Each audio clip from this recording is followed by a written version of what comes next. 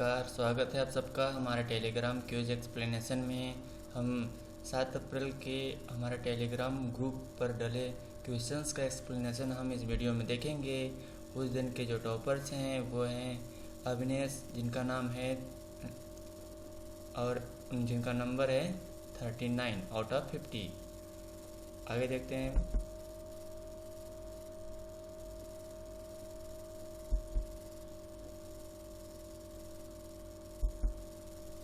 Friends, 7 अप्रैल की जो report card है उसमें अविनेश का 39, जितेंद्र धाकड़ का 33, सहर्ष का 28, अतुल शुक्ला 24, नीतू 22, राकेश 18, शानू चौहान 15, अंकित 12, राघ विलास 9, दीपेश सिंह 7 एंड रेशमा 4 नंबर्स अर्जित किए हैं। चलिए एक्सप्लेनेशन स्टार्ट करते हैं। फ्रेंड्स, आपके सामने पहला क्वेश्चन है, कौन सा परंपरागत ऊर्जा स्रोत है। ऊर्जा स्रोतों को हम जब उसमें नवीनीकरण या अनवीनीकरण के रूप में जब वर्गीकरण करते हैं तो दो तरह से होता है कि गैर परंपरागत और परंपरागत। परंपरागत ऊर्जा के स्रोत वो स्रोत होते हैं जो बहुत पहले से यूज किए जा रहे हैं और बाद में उनको प्रयोग नहीं किया जाता, एक समय के बाद वो खत्म हो जाएंगे। और गैर परंपरागत स्रोत वो होते हैं जो अभी नवीनीकरण स्रोत होते हैं और एक समय बाद उनको फिर से नवीनीकरण किया जा सकता है। तो फ्रेंड्स, इसका जो आंसर है नाभिकीय ऊर्जा। नाभिकीय ऊर्जा आपको पता होगा कि यूरेनियम 292 इसका यूज किया जाता है नाभिकीय ऊर्जा में रॉ मटेरियल के तौर पर, और इसका जो स्रोत है वो लिमिटेड है। आपको पता होगा कि भारत इसका जो कनाडा से, कजाकिस्तान से इसका आयात करता है, तो इसके स्रोत लिमिटेड है। और जो जैव बायोमास है एंड भूतापीय टेम्परेचर है ये नवीनीकृत हैं, ये खत्म न होने वाले ऊर्जा हैं, जबकि नाभिकीय ऊर्जा स्रोत जो है वो खत्म होने वाली है। यहाँ पे इनके एग्जाम्पल आपको देख सकते हैं कि पवन ऊर्जा, सौर ऊर्जा, भूतापीय ऊर्जा, बायोगैस, जितने भी नवीकरणीय ऊर्जा है, अच्छे ऊर्जा जिनको कहते हैं, वह गैर परंपरागत ऊर्जा है। और जो जैसे जीवाश्म जो ऊर्जाएं हैं और जो खत्म होने वाले हैं वो परंपरागत ऊर्जा के स्रोत हैं। तो इसका आंसर है बी। अगला क्वेश्चन है कि संगमरमर का रासायनिक सूत्र क्या होता है। फ्रेंड्स, जो संगमरमर होता है वो चूना पत्थर का कायांतरित रूप होता है। जो चट्टानें होती हैं, आपने पढ़ा होगा कि चूना पत्थर की जो चट्टान होती है यही जब परिवर्तित हो जाती है मेटामॉर्फिक चट्टान में तो वो मार्बल चट्टान के रूप में कन्वर्ट हो जाती है। तो जो संगमरमर है वो एक तरह से चूना पत्थर का ही रूप है। तो चूना पत्थर का जो कैल्शियम कार्बोनेट होता है चूना, उसका रासायनिक सूत्र होता है। तो आंसर है सी। वायुमंडल में प्रकाश का कौन सा वर्ण अधिक प्रकीर्णित करता है। तो फ्रेंड्स, जो प्रकाश का जो प्रकीर्णन है उसका मतलब ये होता है कि जब प्रकाश जनरली सीधी रेखा में गमन करती है, उसके रास्ते में अगर कोई कण आ जाता है तो प्रकाश इस सीधी रेखा में गमन न करके अपना मार्ग बदल लेती है, इसको प्रकाश का प्रकीर्णन कहते हैं। और जो तरंगदैर्घ्य होता है, वेवलेंथ, इस पर डिपेंड करता है कि कौन सी प्रकाश कितना प्रकीर्णित होगी। तो जिसका सबसे कम तरंगदैर्घ्य होता है जिस प्रकाश का, वह उसका प्रकीर्णन सबसे अधिक होता है, और जिस प्रकाश का तरंगदैर्घ्य सबसे ज़्यादा होता है उसका प्रकीर्णन सबसे कम होता है। जैसे आपने बेजानी हप्पीनाला का नाम जो सूत्र है रंगों का, रंग विक्षेपण में ये इस तरह से आते हैं। तो जो बैगनी है, बैगनी का जो प्रकीर्णन है वो सबसे अधिक होता है, और लाल जो होता है उसका प्रकीर्णन सबसे कम होता है। इसीलिए जो खतरा का निशान होता है, ताकि दूर से दिख जाए, प्रकीर्णित न हो, स्कैटर्ड न हो, इसलिए लाल रंग जो है वो खतरा का निशान यूज किया जाता है। ये जो इंग्लिश है violet, indigo, blue, green, yellow, orange, red, इस तरह से भी आप इसको याद रख सकते हैं। अगला क्वेश्चन है कि निम्न में से किस माध्यम में प्रकाश की चाल अधिकतम होती है। फिर जो प्रकाश है प्रकाश का स्रोत कौन है? सूर्य। और सूर्य का प्रकाश जब पृथ्वी पर आता है तो इसके रास्ते में सबसे पहले अंतरिक्ष आता है। अंतरिक्ष जो है, अंतरिक्ष में कोई भी माध्यम नहीं है, यानी कि वहाँ पे क्या है? निर्वात है। कोई वायुमंडल नहीं है, वहाँ पे निर्वात है। और निर्वात है तो वहाँ पे प्रकाश की जो सबसे जो चाल है सबसे अधिक होती है। प्रकाश की जो चाल है वो जनरली 3 × 10⁸ मीटर प्रति सेकेंड माना जाता है। और ये जो इसको जब किलोमीटर में देखते हैं तो ये जो 8 है वो 1000 यहाँ से निकल जाएगा किलोमीटर कन्वर्ट होने के लिए, तो 3 × 10⁵ किलोमीटर प्रति सेकेंड हो जाता है। और ये जो 3 × 10⁵ है इसको 3 लाख भी बोला जा सकता है। तो 3 लाख किलोमीटर प्रति सेकेंड जो प्रकाश की चाल है वो सबसे अधिकतम कब होती है? यह निर्वात में होती है। इसके बाद जितने माध्यम होते हैं जैसे जल हो गया, सघन माध्यम हो गया, तो यहाँ पे जो प्रकाश की चाल है वो कम हो जाती है। अगला क्वेश्चन है फ्रेंड्स कि निम्न में से किस दर्पण की फोकस दूरी धनात्मक होती है? तो जो दर्पण की जो फोकस दूरी है वह डिपेंड करता है कि जो उस पर जो प्रकाश पड़ता है ना, तो उसकी जो समानांतर किरणें हैं वह कहाँ पे आकर के मिलती हैं।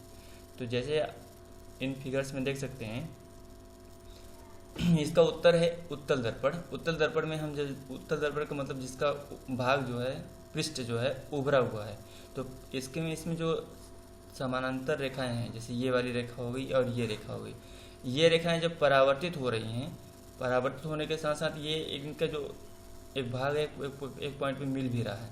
तो जहाँ पे मिल रहा है और जहाँ प्रकाश आ रही है तो दर्पण के यहाँ पॉइंट से और जहाँ पे ये रेखाएं मिल रही हैं इसके बीच की दूरी को फोकस दूरी कहा जाता है।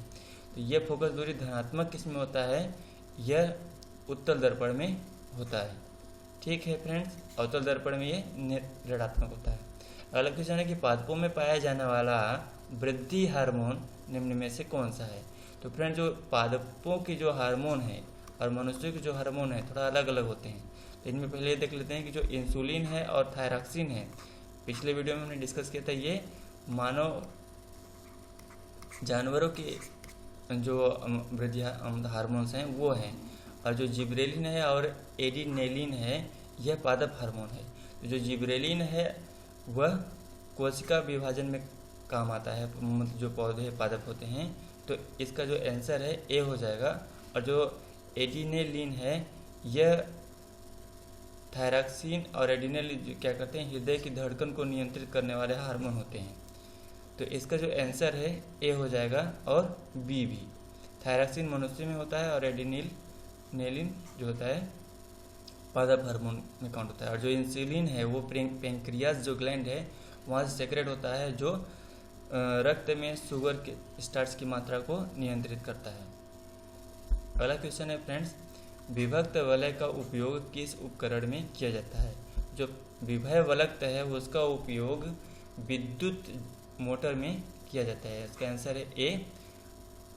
और ये जो अमीटर है वह करंट मेजरमेंट करने के लिए होता है, और जो विद्युत जनित्र होता है वह यांत्रिक ऊर्जा जैसे जनरेटर होता है जो यांत्रिक ऊर्जा को विद्युत ऊर्जा में कन्वर्ट करता है। और जो गैल्वेनोमीटर है ये भी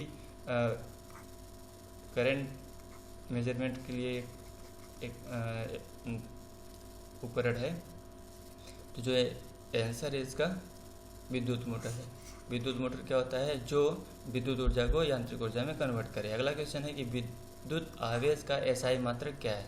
तो फ्रेंड्स जो विद्युत आवेश है उसका एसआई मात्रक कूलाम है। कूलाम क्या होता है? कूलाम मात्रक है विद्युत आवेश का, और जो आवेश है विद्युत आवेश वह किसका गुण है? पदार्थों का गुण है। पदार्थों को जब आपस में रगड़ते हैं तो एक दूसरे में चार्जेस आवेश उत्पन्न हो जाता है, जिसकी वजह से वो एक दूसरे को खींचते हैं। अगला क्वेश्चन है कि टिंडल प्रभाव प्रकाश की कौन सी परिघटना को प्रदर्शित करता है? तो टिंडल प्रभाव क्या होता है फ्रेंड्स? आप देखते हैं कि जब किसी बर्तन में, ट्रांसपेरेंट बर्तन में आप कोई लिक्विड लेते हैं या पानी लेते हैं, या फिर जब हम ये देखते हैं कि रोशनदान से जब अंधेरे कमरे में कोई प्रकाश बहुत कम छिद्र से आ रही हो, तो जो हमें तैरते हुए कण दिखाई देते हैं वही जो प्रभाव है वह इफेक्ट टिंडल प्रभाव कहलाता है। और आपस में जो ये कोलाइडी विलयन होते हैं वही जो तैरते रहते हैं उनको कोलाइडी विलयन, उस विलयन को पूरे कोलाइडी विलयन कहा जाता है। और एक कोलाइडी विलयन लिक्विड भी हो सकता है और एयर भी हो सकता है, जहाँ से प्रकाश गुजर सके और उसमें तैरने वाले कण हमें स्पष्ट रूप से दिखाई सके। अगला क्वेश्चन है फ्रेंड्स, फोटोग्राफी में मुख्य रंग कौन से होते हैं? जो प्रकृति के मुख्य रंग होते हैं वह VGR, black, green and red, यह मुख्य कलर होते हैं। बाकी जितने कलर होते हैं इन सबको मिलाने के बाद बनते हैं। तो इसका जो आंसर है फ्रेंड्स, लाल, blue, red, blue and green, लाल, नीला और हरा, आंसर है सी। अगला क्वेश्चन है कि एप्टीट्यूड रीजनिंग का क्वेश्चन है कि 4 मित्र हैं, यूनिट टेस्ट में पहले 3 का औसत स्कोर 15 है और अंतिम 3 का 16 है। यदि अंतिम 3 का स्कोर 19 है तो यदि अंतिम मित्र का स्कोर 19 है तो पहले मित्र का स्कोर अंतिम 3 मित्रों के औसत स्कोर का कितना प्रतिशत है? तो एक क्वेश्चन के अकॉर्डिंग हम देख लेते हैं कि मान 4 मित्र बता रहा है, हम मान लेते हैं इनको कि A B C D है। अब पहले 3 का औसत बता रहा है तो हम मान लेते हैं कि A plus B plus C बटे 3 बराबर 15, यानी कि A plus B plus C बराबर 15 यहाँ 45। और बोला है कि अंतिम 3 का जो स्कोर है वह औसत स्कोर 15 है और अंतिम 3 का 16 है, यानी कि B plus C plus D का औसत कितना है? वह 16 है, यानी कि B plus C plus D बराबर 16 या 48, इतना हो गया। अब ये बोल रहा है कि अंतिम मित्र का जो स्कोर है वो 19 है, यानी कि C इक्वल टू कितना है? 19। तो पहले मित्र का जो स्कोर है अंतिम 3 मित्रों के औसत स्कोर का कितना प्रतिशत होगा? यानी कि 6 जो औसत स्कोर है अंतिम 3 मित्रों का, यानी कि 16 का कितना प्रतिशत होगा? यदि C बराबर 19 है और इसका प्रतिशत यहाँ से पूछ रहा है A का प्रतिशत, तो हम A की वैल्यू निकाल लेते हैं। पहले हमें C का वैल्यू अगर पता हो जाएगा तो यहाँ से B और B प्लस C का वैल्यू पता हो जाएगा। B प्लस C को हम D की वैल्यू दिया है चौथे नंबर की ना, तो यहाँ D को यहाँ से 19 माइनस करेंगे तो कितना हो जाएगा? 18 में 9 गया 9 और यहाँ 3 में 1 गया 2, 29 हुआ। अब यहाँ पे इसकी वैल्यू रखेंगे 29 को हम यहाँ से माइनस करेंगे तो कितना हो जाएगा? 15 में 9 गया 6 और 3 में 2 गया 1, 16। अब ये बोला है कि जो 16 है इनके औसत का जो अंतिम 3 मित्रों के औसत स्कोर का कितना प्रतिशत है? तो फ्रेंड्स जो ये 48 है तो इसका यह कितना प्रतिशत है? तो फ्रेंड्स इसमें देखते हैं कि जो 16 A का मार्क्स है और 16 मार्क्स जो लास्ट अंतिम 3 स्कोर के मित्रों के जो स्कोर है वो औसत स्कोर है वो कितना है? 48। अब 48 का कितना प्रतिशत है? तो जिससे कंपेयर करना होता है उसको हम नीचे आधार में रखते हैं और जिसके माध्यम से करना होगा उसको ऊपर रखेंगे। तो जो 16 है बटे 48 हो जाएगा, गुणे में 100 हो जाएगा। तो हम 16 बटे में जाएगा तो ये 3 हो जाएगा, यानी कि 100 बटे 3 यानी कि 33 इतना प्रतिशत आएगा। आंसर हो जाएगा सी। अगला क्वेश्चन है कि जब एक ऑडियो सिस्टम की कीमत 20% की कमी होती है तो बिक्री में 80% की वृद्धि हुई है। बिक्री पर कुल प्रभाव क्या था? मान लेते हैं कि जो ऑडियो सिस्टम है वह 100 पे 100 बिक्री होती थी, 100 रुपये पे 100 बिक्री पे 100 रुपये उसकी बिक्री होती थी। तो अगर हम देख रहे हैं कि कीमत में 20% कम हो रहा है, यानी कि यह 80 पे पहुंच रहा है, और जो वृद्धि है वह 80% इंक्रीमेंट हो रहा है, यानी कि यह 180 पे पहुंच गया है। तो अब ये बोल रहा है कि बिक्री पर कुल प्रभाव कितना हो रहा है। तो बिक्री ये है सेल, और जो प्राइस है ये है। तो इस जिस पर हमें देखना होता है हम उसको फिक्स कर लेते हैं, और इसके बाद जो वेरिएशन होता है वो देखते हैं। तो फिक्स हमने किया किसको, बिक्री पर जो प्रभाव है वह फिक्स किया हमने 180 को, और ये वेरिएबल है तो वो यह। अब ये प्रतिशत में निकालना है, इसको 100 को मल्टीप्लाई कर देंगे। अब इसको सॉल्व करेंगे तो आंसर आ जाएगा, ये कट गया। अब 18 चौक 72, यहाँ पे 100 का मल्टीप्लाई यानी कि 800 हो गए। अब 800 में जब 18 का डिवाइड करेंगे तो 18 चौक 72, फिर से 8 आ जाएगा, फिर 0, फिर चौक 72। तो ऐसे करके आ जाएंगे, इतने प्रतिशत आंसर होगा। आंसर है ए। यहाँ पे कमी की तो सवाल ही नहीं, क्योंकि पहले ही बता रहा है कि वृद्धि हुआ है, तो ये ऑप्शन तो ऐसे निगलेक्ट हो रहा है। अगला क्वेश्चन है कि यदि दो संख्या हैं, तीसरी संख्या का 20% और 50% हैं, तो पहली संख्या दूसरी संख्या का कितना प्रतिशत होगा। मान लेते हैं कि जो दो संख्याएं हैं वो ए है और बी है, और तीसरी संख्या जो है मान लेते हैं एक्स है। तो पहली संख्या जो है तीसरी संख्या का कितना प्रतिशत है, 20% है, यानी कि 20/100 एक्स है। और जो दूसरी संख्या है वह तीसरी संख्या का कितना है, 50% है, यानी कि 50/100 गुणे एक्स है। तो इसको हम लिख सकते हैं कि 1/20, जब डिवाइड करेंगे तो 1/5 एक्स आ जाएगा, और इसको डिवाइड करेंगे तो 1/2 एक्स आ जाएगा।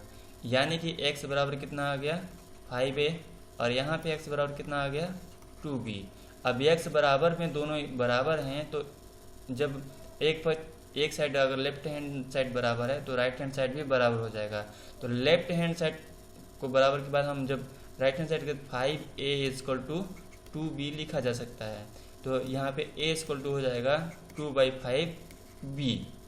अब इसको सॉल्व करेंगे तो जब ये कितना प्रतिशत है, तो ये 2/5 गुणे 100% है, यानी कि 5 का डिवाइड करेंगे इसे तो कितना हो जाएगा, 40। तो 40% ए जो है बी का कितना है, 40% है। आंसर हो जाएगा डी। अगला क्वेश्चन है फ्रेंड, यदि एक निश्चित राशि पर 2 वर्ष के लिए 4% की दर पर चक्रवृद्धि ब्याज 102 रुपये है, तो 2 वर्ष के लिए समान दर पर, यानी कि रेट जो है सेम रहेगा, यानी 4% पर साधारण ब्याज कितना होगा। तो साधारण ब्याज का आपको पता है कि जो पी है मूलधन, और आर है रेट, और टी है बटे 100 कर देते हैं। तो टी टाइम कितना, 2 वर्ष के लिए बात कर रहा है, आर 4 दिया है। तो जो साधारण मतलब उसका चक्रवृद्धि साधारण ब्याज होगा वह यह होगा। और जो चक्रवृद्धि ब्याज होता है उसका फार्मूला क्या होता है कि जो P है उसका और 1 + R/100 की पावर n माइनस, फिर से P को अगर माइनस कर देते हैं तो उसमें निकल जाता है इसका कंपाउंड इंटरेस्ट निकल जाता है। तो कंपाउंड इंटरेस्ट कितना दिया हुआ है, 102। और P हमें नहीं पता है, रेट पता है, रेट कितना है 4%, 4/100 हो गया, और n पता है 2, और फिर माइनस करते हैं P बराबर कितना हो गया, 102। अब P को हम टोटल में से कॉमन ले लेते हैं, और यहाँ से देख लेते हैं कि 4 एकम 4, 4 25 चौका 100, 1/25 यह आ गया। और 1/25 को जब हम सॉल्व करेंगे तो यहाँ पे 25 आ जाएगा प्लस 1/25 आ जाएगा, यानी कि 26/25। तो 26/25 की पावर 2 माइनस P हमने कॉमन ले लिया, तो P यहाँ से निकल जाएगा, तो 1 बचेगा, ये हो गया बराबर 102। अब इसको सॉल्व करेंगे तो P का मान हमें पता चल जाएगा। अब यहाँ पे देखते हैं कि 26 का जो स्क्वायर होता है कितना होता है, वह होता है जैसे 25 का होता है 625, तो 26 का जो स्क्वायर होता है वो 676 होता है। अब 676 और 1 माइनस में है, तो यहाँ से हम 625 यहाँ पे माइनस कर देंगे, और बराबर 102।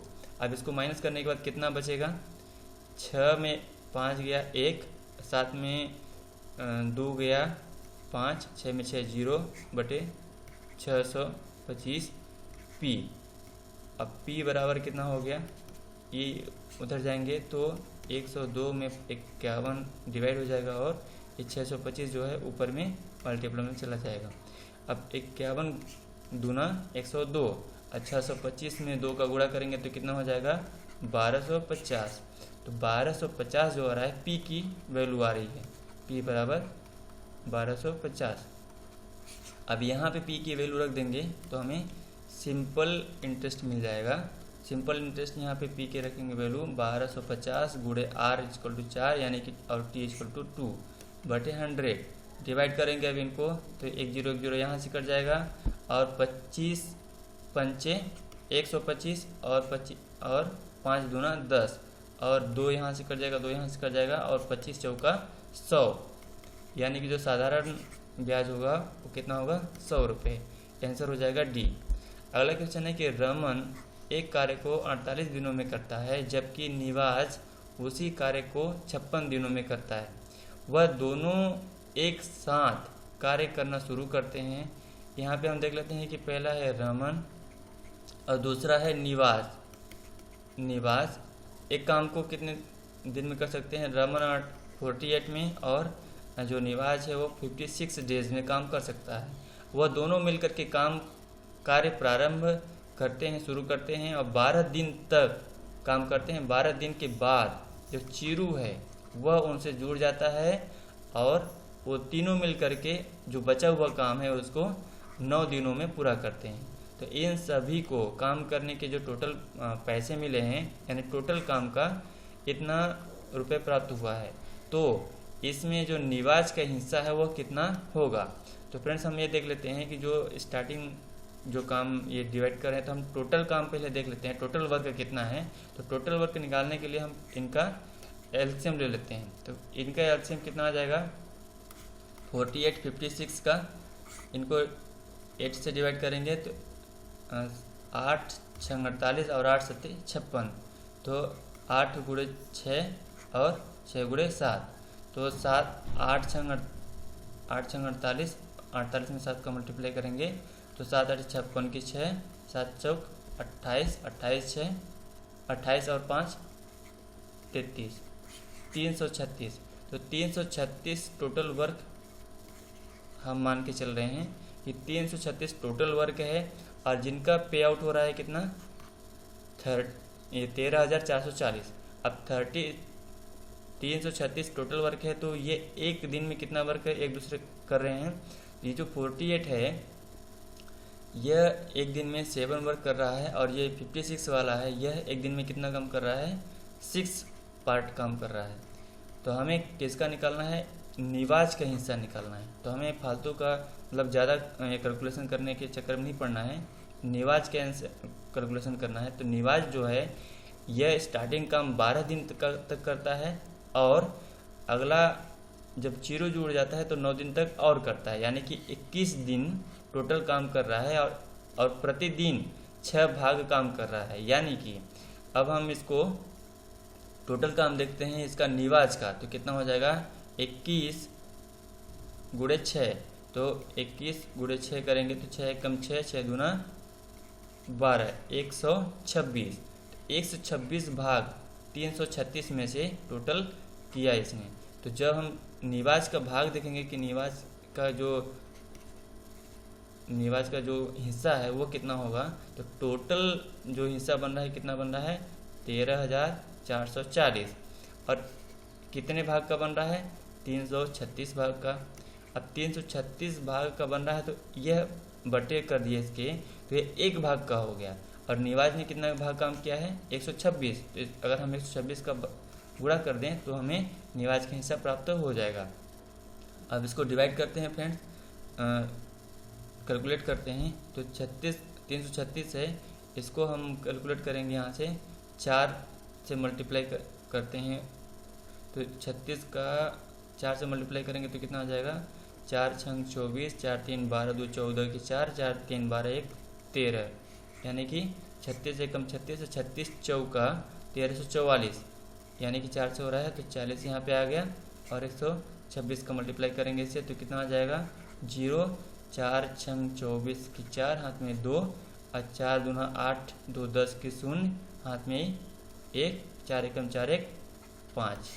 तो जो निवाज है उसका जो हिस्सा है उसको 5040 मिलेगा। आंसर हो जाएगा बी।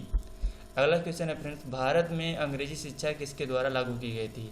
तो जो भारत के पहले गवर्नर जनरल रहे हैं विलियम बेंटिक, इनका जो कार्यकाल है वह 1828 से लेकर के 1835 तक रहा है, जिन्होंने 1829 में राजा राम मोहन राय के साथ मिलकर के सती प्रथा पर रोक लगाया था।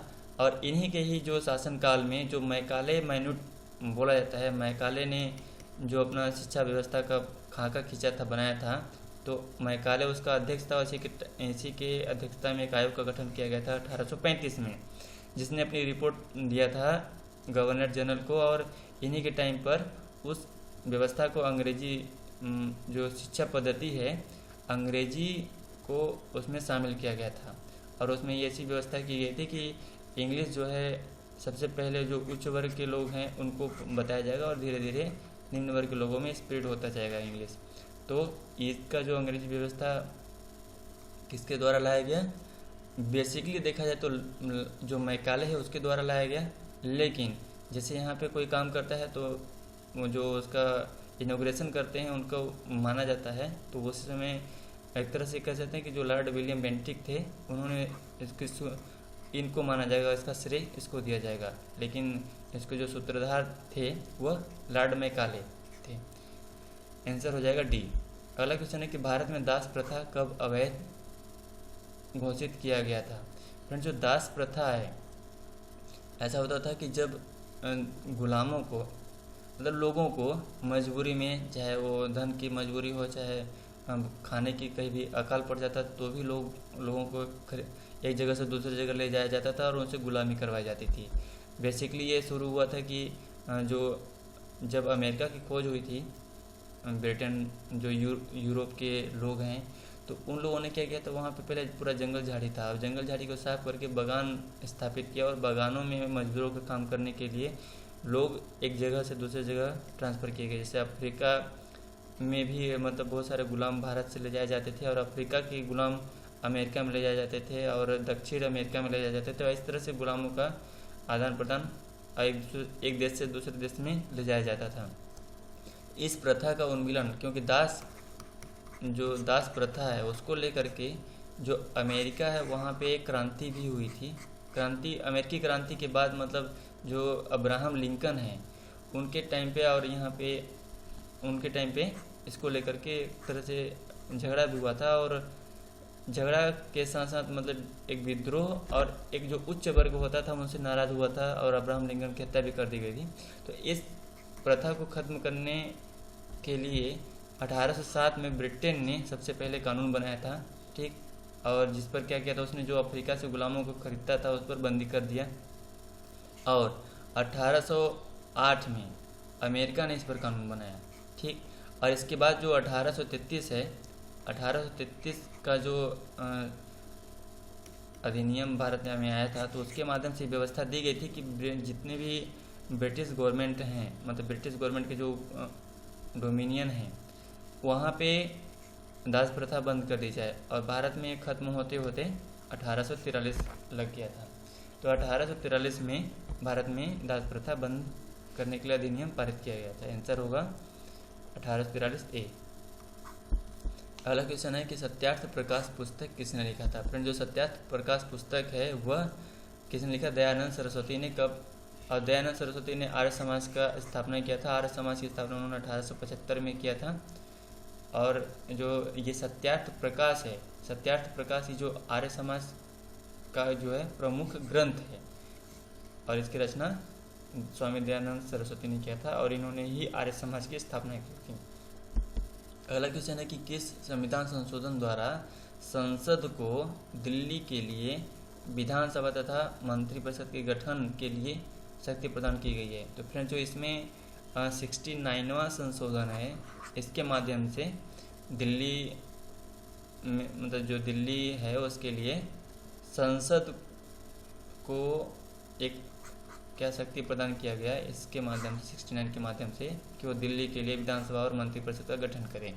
जो 61वां संविधान संशोधन है उसमें जो मतदान की आयु है वो 21 वर्ष से घटा करके 18 वर्ष कर दी गई थी। और जो 65वां संविधान संशोधन है उसके माध्यम से जो SC/ST कमीशन है उसकी स्थापना की व्यवस्था की गई थी। और जो 70वां संविधान संशोधन है उसमें राष्ट्रपति के जो निर्वाचन होता है उसमें जितने विधायिका होते हैं और जितने सांसद के निर्वाचित सदस्य होते हैं वो पार्टिसिपेट करते हैं। तो इसमें जब दिल्ली में अगर विधायिका बन जाएगी और पंडिचेरी में जो विधायिका बनेगी तो उनके सदस्य भी राष्ट्रपति के निर्वाचन जो निर्वाचक मंडल है वहाँ उनमें शामिल किया गया और उनमें पार्टिसिपेट कर सकते थे वो। तो इसका जो आंसर है वह है सी। अगला क्वेश्चन है कि संविधान सभा द्वारा अंतिम रूप से पारित संविधान में कुल कितने अनुच्छेद और अनुसूचियाँ थीं? तो अंतिम रूप से जो पारित किया गया था उसमें 395 अनुच्छेद और 8 अनुसूचियाँ थीं। अभी वर्तमान में अनुसूचियों की संख्या बढ़ करके 12 हो गई है और अनुच्छेद लगभग इतने ही हैं। अगला क्वेश्चन है, ये एक बार आप इसको वीडियो पॉज करके स्क्रीनशॉट लेकर के इसको रिमेंबर करिएगा। और अगला क्वेश्चन है, संविधान के किस अनुच्छेद में यह अंकित है कि इंडिया अर्थात भारत राज्यों का एक संघ होगा?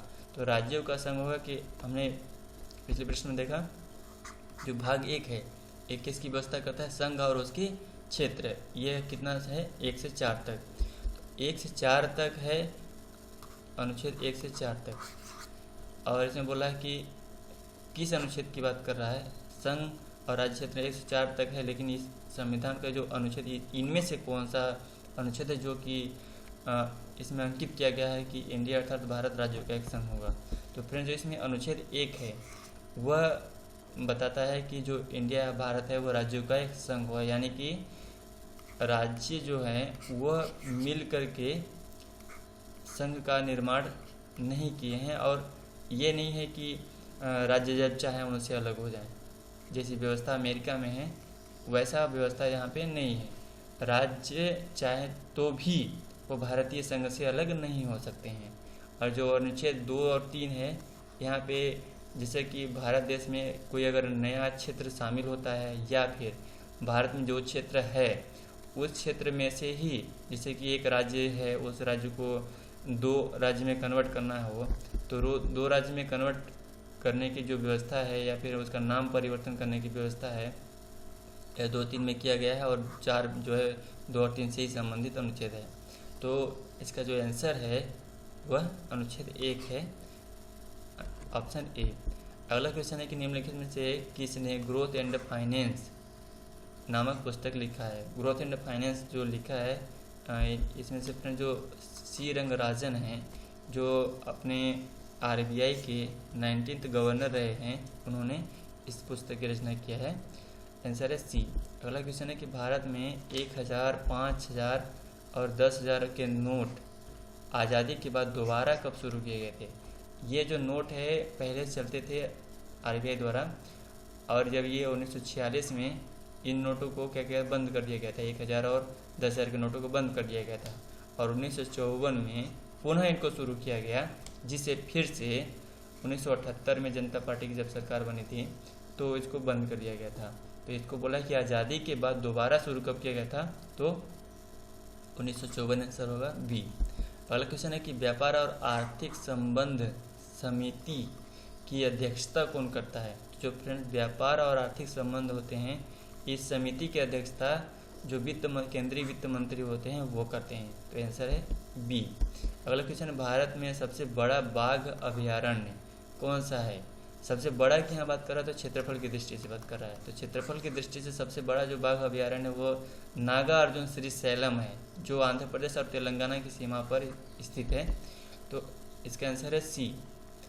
और जो पेंच है वो सिवनी और छिंदवाड़ा मध्य प्रदेश के 2 जिले हैं, उन दोनों की सीमा पर स्थित है। और जो मानस है वह असम में है और जो कार्बेट है वह उत्तराखंड में है। अगला क्वेश्चन है कि महात्मा गांधी राष्ट्रीय समुद्री उद्यान एक ऐसा उद्यान जो समुद्र में स्थित है, ये कहाँ पर स्थित है? फ्रेंड्स ये समुद्री उद्यान है तो कहीं ना कहीं समुद्र के किनारे होगा या द्वीप पे होगा। तो जो पोर्ट ब्लेयर है अंडमान निकोबार जो द्वीप है उसकी राजधानी, वहाँ पे यह स्थित है महात्मा गांधी राष्ट्रीय समुद्री उद्यान। आंसर है डी। अगला क्वेश्चन है national would fossil park. Would fossil park कहाँ पे स्थित है? नेशनल वह जैसलमेर में स्थित है फ्रेंड। जैसलमेर राजस्थान का एक जिला है। अगला क्वेश्चन है अतिवृष्टि का विलोम होगा। अति जहाँ पे शब्द लगता है, अति का मतलब बहुत ही ज़्यादा, अतिवृष्टि, तो यहाँ पे जो अनावृष्टि है यानी कि बहुत ज़्यादा वर्षा, और अनावृष्टि यानी कि बहुत कम वर्षा, तो आंसर है सी। विलोम की बात करें उल्टा। और यहाँ पे अगला क्वेश्चन है भांगड़ा कहाँ का लोकप्रिय नृत्य है? भांगड़ा आपको पंजाबी भांगड़ा या भांगड़ा जो है पंजाब से सीधा जुड़ा हुआ है, तो भांगड़ा कहाँ का है? पंजाब का। आंसर है सी। अगला क्वेश्चन है कि विंडोज़ सॉफ्टवेयर का निर्माण किया गया था। तो जो फ्रेंड विंडोज़ का निर्माण किया गया था वो IBM के द्वारा किया गया था। जो एप्पल विप्रो हैं ये विंडो का निर्माण नहीं करते हैं। आंसर है सी। कलचुरी राजाओं की राजधानी कहाँ थी? कलचुरी जो राजा थे उनकी राजधानी त्रिपुरी में थी। त्रिपुरी यानी कि महाकौशल, आज का जो आधुनिक जबलपुर है मध्य प्रदेश का एक जिला और संभाग भी है, इसके आसपास का जो क्षेत्र है वह त्रिपुरी कहलाता था और महाकौशल के नाम से भी जाना जाता। तो जो कलचुरी राजाओं की राजधानी है वह त्रिपुरी। अगला क्वेश्चन है कि 1939 ईस्वी में कांग्रेस का ऐतिहासिक अधिवेशन कहाँ हुआ था? तो ये त्रिपुरी अधिवेशन के नाम से फेमस है। त्रिपुरी अधिवेशन के नाम से फेमस भी इसलिए है क्योंकि ये विवादित, मतलब एक तरह से इसमें जो महात्मा गांधी थे, गांधी जी, और जो कांग्रेस के तत्कालिक अध्यक्ष अधिवेशन की जो अध्यक्षता कर रहे थे वह थे सुभाष चंद्र बोस जी। अब इनकी भी बात ये हो गई थी कि जो इसके अध्यक्ष का जो चुनाव हो रहा था, पट्टाभी सिद्धारमैया को गांधी जी बोले थे कि इनका मत ये था कि जो पट्टाभी सिद्धारमैया है उनको अध्यक्ष बनाया जाए और सुभाष चंद्र बोस को नहीं। लेकिन फिर भी इससे पहले जो 1938 का जो अधिवेशन हुआ था, हरिपुरा का अधिवेशन हुआ था, वहाँ पे जो सुभाष चंद्र बोस ने की अध्यक्षता किए थे और वहाँ पे इन्होंने एक तरह से युवाओं को गर्म जोशी टाइप के, गर्म जोशी टाइप के ये नेता थे, युवाओं को एक तरह से क्रांति के लिए बात करते थे। ये चीज़ गांधी जी को पसंद नहीं आ रही थी, तो यहाँ हरिपुरा अधिवेशन से ही इनको ये बोस जो है इनकी अध्यक्षता पसंद नहीं आ रही थी। तो ये अगले जब 1938 में जब अधिवेशन 39 में अधिवेशन हो रहा था त्रिपुरी में, तो वहाँ पे इनकी अध्यक्षता के लिए पुनः हालांकि चुने गए सुभाष चंद्र बोस, लेकिन गांधी जी से आहत हुए थे, इसलिए यह थोड़ा ज़्यादा फेमस मतलब चर्चित रहा है यह अधिवेशन। इसके बाद ही फॉरवर्ड ब्लॉक की स्थापना किया था, कांग्रेस से रिजाइन करके अलग संस्था बनाई थी सुभाष चंद्र बोस ने। इसका आंसर है त्रिपुरी 1939 का कांग्रेस का अधिवेशन सी। अगला क्वेश्चन है कि मध्य प्रदेश के किस जिले में अमरकंटक स्थित है? तो फ्रेंड्स जो अमरकंटक है वो मध्य प्रदेश के अनूपपुर जिले में स्थित है। अगला क्वेश्चन है झाबुआ में महंगाई विरोधी आंदोलन कब चलाया गया था? जो झाबुआ है मध्य प्रदेश का एक जिला है जो कि गुजरात की सीमा से लगता है। इसमें 1935 में महंगाई विरोधी आंदोलन चलाया गया था। हिंदुस्तान सोशलिस्ट रिपब्लिकन एसोसिएशन की स्थापना कब हुई थी? इसकी स्थापना जो चंद्रशेखर आज़ाद हैं, चंद्रशेखर आज़ाद, भगत सिंह और जो क्रांतिकारी नेता उस समय के रहे हैं वह सब मिल करके हिंदुस्तान सोशलिस्ट रिपब्लिकन एसोसिएशन की स्थापना किए थे। ये क्रांतिकारियों का एक एसोसिएशन था जहाँ पे क्रांतिकारी एक साथ जुटते थे, अपनी प्लानिंग करते थे। तो जो सोशलिस्ट वर्ड है यह इससे पहले नहीं था, यानी कि हिंदुस्तान रिपब्लिकन एसोसिएशन ही था, और इसमें जो सोशलिस्ट वर्ड है वो उसको भगत सिंह ने जोड़ा था। तो भगत सिंह ने इसकी स्थापना किया था, हिंदुस्तान सोशलिस्ट रिपब्लिकन एसोसिएशन। ये पहले से था नाम, इसमें सोशलिस्ट करके इसको रिन्यू कर दिया था।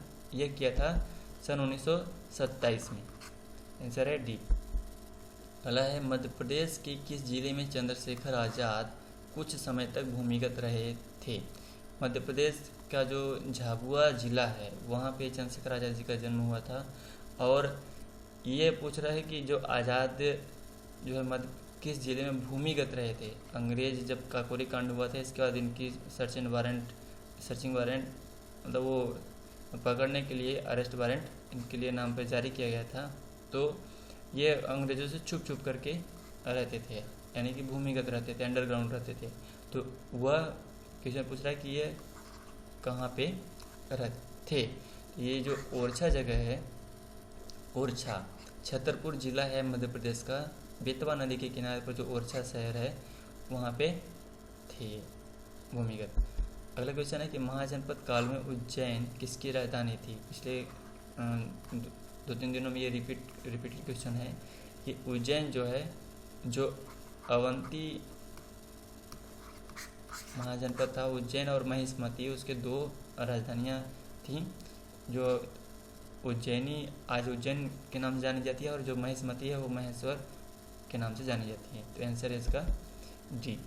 अगला क्वेश्चन है कि मध्य प्रदेश में 64 योगिनी मंदिर कहाँ पर स्थित है।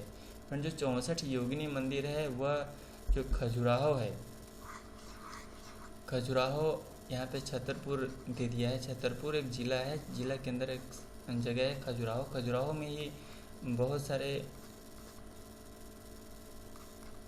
क्या है मंदिर हैं, जहाँ खजुराहो कहते हैं कि मध्य प्रदेश में मंदिरों के लिए बहुत फेमस जगह है।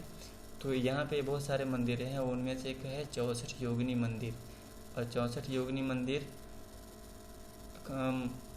मध्य प्रदेश की जगह साथ साथ और अलग अलग जगहों पे भी पाया जाता है। जैसे ये कहा जाता है कि भारत में वर्तमान में 8 या 9 64 योगिनी मंदिर का उल्लेख मिलता है, जो अलग अलग जगहों पे, जैसे मुरैना में है, खजुराहो में है, हीरापुर उड़ीसा में है, रानीपुर उड़ीसा में है और जबलपुर में है। लेकिन ये जो 64 योगिनी मंदिर जो फेमस मतलब क्वेश्चन के तौर पे पूछा जाता है, उसका आंसर खजुराहो है, बी। क्वेश्चन है किस खेल का खेल परिसर कोर्स कहलाता है। जो कोर्स है वह गोल्फ के लिए जो खेल परिसर है वह कहलाता है। बेसबॉल के लिए डायमंड होता है, आइस हॉकी के लिए रिंक होता है। इसका आंसर सी। ये इस तरह से आप इसको देख कर याद रख सकते हैं। ये जो ग्राउंड है इसमें एक तरह से इस बॉल होती है और एक जगह पे रखी जाती है और उसको एक स्टिक से, लंबी स्टिक होती है, उससे हिट किया जाता है और वो टारगेटेड जो पोल्स मतलब होल होते हैं वहाँ पे कितने नज़दीक पहुँच पाए उसके लिए देखा जाता है। आंसर है सी। अगला क्वेश्चन है कि निम्नलिखित में से किस कप का संबंध लॉन टेनिस से है। तो फ्रेंड्स, जो इसमें डेविस कप है, तो डेविस कप का संबंध जो है लॉन टेनिस से है। और जो सुब्रतो कप है, नेहरू कप है, ये फुटबॉल हॉकी से संबंधित है। सुब्रतो फुटबॉल से संबंधित है और नेहरू कप हॉकी से संबंधित है। अगला क्वेश्चन है कि निम्न में से किस ऑस्ट्रेलियाई खिलाड़ी ने मियामी ओपन टेनिस का खिताब दूसरी बार जीता है। तो फ्रेंड्स, जो इसमें एशले बार्टी हैं, इन्होंने एशियाई खिलाड़ी हैं ये, और ये मियामी ओपन टेनिस का दूसरी बार खिताब जीता है। अगला क्वेश्चन है कि मुंबई के किस पूर्व क्रिकेटर एवं कांगा क्रिकेट लीग के प्रसिद्ध खिलाड़ी का 90 वर्ष की उम्र में निधन हो गया। यह है मेहली ईरानी। अगला क्वेश्चन है कि निम्न में से किस कंपनी ने भारतीय कप्तान विराट कोहली को अपना ब्रांड एम्बेसडर नियुक्त किया है। तो फ्रेंड्स, जो इसमें डिजिट इंश्योरेंस है, इस कंपनी ने विराट कोहली को ब्रांड एम्बेसडर नियुक्त किया है अपनी कंपनी को प्रमोट करने के लिए। अगला क्वेश्चन है किस महिला अभिनेता ने प्रमुख भूमिका में उत्कृष्ट प्रदर्शन के लिए SAG पुरस्कार जीता है। ये सिनेमा के क्षेत्र में दिया जाने वाला पुरस्कार है। इसका आंसर है वियोला डेविस। अगला क्वेश्चन है कि किस राज्य में 100 मेगावाट बिजली उत्पादन क्षमता वाला भारत का सबसे बड़ा तैरता हुआ सौर संयंत्र स्थापित किया जाएगा, कहाँ पे। तो ये जो तेलंगाना है राज्य भारत का, वहाँ पे 100 मेगावाट बिजली उत्पादन क्षमता वाला भारत का सबसे बड़ा इसको आपको और वो भी तैरता हुआ ना, तैरता हुआ सौर संयंत्र स्थापित किया जाएगा। अब अगला क्वेश्चन है इंग्लिश का। इसमें क्या है कि जो सेंटेंस है, सेंटेंस के अलग अलग शब्द होते हैं और उन शब्दों को अलग अलग लिख दिया गया है, इसको अरेंज करना है। और जो सेंटेंस अरेंजमेंट होता है जनरली, अगर पॉजिटिव सेंटेंस है तो subject, helping verb, verb and object होता है। नेगेटिव हो तो यहाँ पे हेल्पिंग वर्ब के बाद नॉट लग जाता है, और यहाँ पे जो शब्द है वो नॉट का शब्द कहीं नहीं समझ में आ रहा तो अफर्मेटिव लग रहा है। यहाँ पे जो आई है वह सब्जेक्ट है, तो आई यहाँ पे लिख लेंगे, दो पहले आ जाएगा आई। इसके बाद जो कहते हैं कि मैं खुद इस क्वेश्चन को सॉल्व कर सकता हूँ, तो I myself solve this question. तो माई एक, ये दो हो जाएगा, 2 नंबर वाला। माई सेल्फ यानी 4, सॉल्व्ड एक, ये आ जाएगा वर्ब में, सॉल्व्ड पास्ट इंडेफिनिट का सेंटेंस है ये। सॉल्व दिस क्वेश्चन यानी कि 5 3, तो 24 1 5 3 आंसर हो जाएगा डी। फिर है कि प्लीज़ लिसन टू मी, एक सेंटेंस बोलते हैं प्लीज़ लिसन टू मी। तो जो प्लीज़ लिसन टू मी अलग अलग 2 है, तो 3 प्लीज़ 1 2 4, तो इसका आंसर हो जाएगा सी।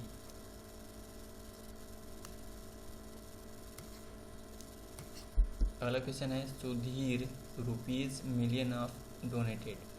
सब्जेक्ट क्या है सुधीर, वर्ब क्या है डोनेटेड, और यहाँ पे 1 और 5 आ जाएगा पहले, 1 और 5।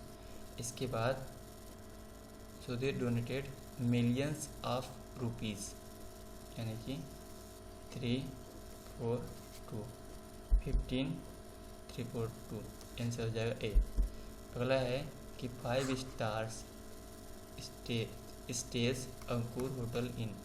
तो अंकुर सब्जेक्ट आ जा रहा है यानी कि 3 पहले आ जाएगा अंकुर, इसके बाद वर्ब आएगा 2 आ जाएगा, तो 3 के बाद 2। अंकुर स्टेज कहाँ पे, इन 5 आ जाएगा। 5 स्टार होटल 1 4, 32 5 14, 32 5 14, आंसर है बी। अगला क्वेश्चन शिप, शिप 2 बार आ रहा है, अराइविंग आफ्टर इज। तो जैसे शिप वर्ब ही आ रहा है तो एक आ जाएगा, 1 या 2, तो ये और ये कैंसिल हो गया, 1 और 2 आ रहा है तो यानी कि हम 2 को लेकर चलते हैं। शिप इज 5 आ जाएगा। Ship after ship, ship after ship है यानी कि 2 4 फिर 1 आ जाएगा। Ship after ship is arriving, तो आंसर हो जाएगा डी नंबर 2 4 1 5 3, ये वाला। तो फ्रेंड्स इस वीडियो में इतना ही। हम 8 अप्रैल की वीडियो को लेकर के उसी दिन शाम को अपन वीडियो अपलोड करेंगे। तब तक के लिए धन्यवाद। हमारे टेलीग्राम चैनल को ज्वाइन करें और तैयारी में अपने 4 चांद लगाएं। तब तक के लिए धन्यवाद, और हमारे एक्सप्लेनेशन को ज़रूर देखें ताकि आपको कोई भी डाउट हो या फिर कुछ ज़्यादा ही मिलेगा आपको एक्सप्लेनेशन देखने के बाद। तब तक के लिए धन्यवाद, थैंक यू।